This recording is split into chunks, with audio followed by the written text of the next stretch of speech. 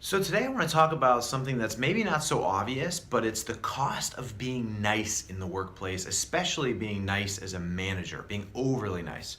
So this is something that I deal with a lot because I am a people pleaser.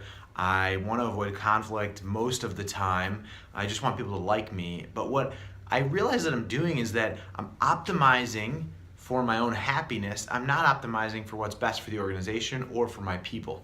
So let me tell you a story.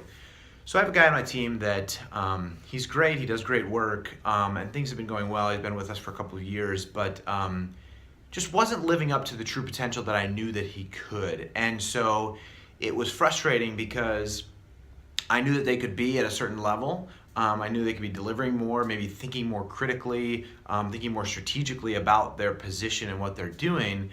But I didn't really want to broach the subject with them because I thought it would come across as, hey, you suck at your job and you're not doing a good job.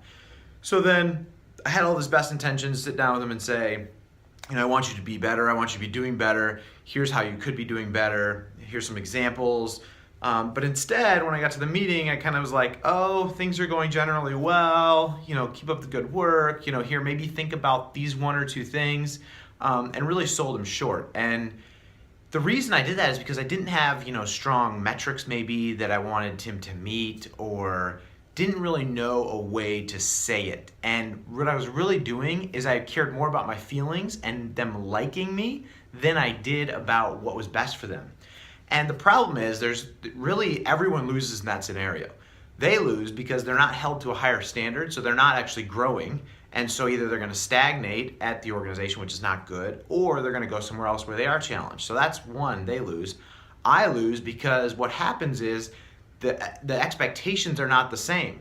So I have expectations are going to be here, they're delivering here, but I never actually communicate that gap. And so then resentment builds up because expectations aren't met. And so that's problematic. So then resentment builds up and then ends up maybe exploding down the road. The organization loses because you don't meet the goals that you're supposed to meet, and you really aren't producing as much as you could be as a team because this person's not living up to the potential.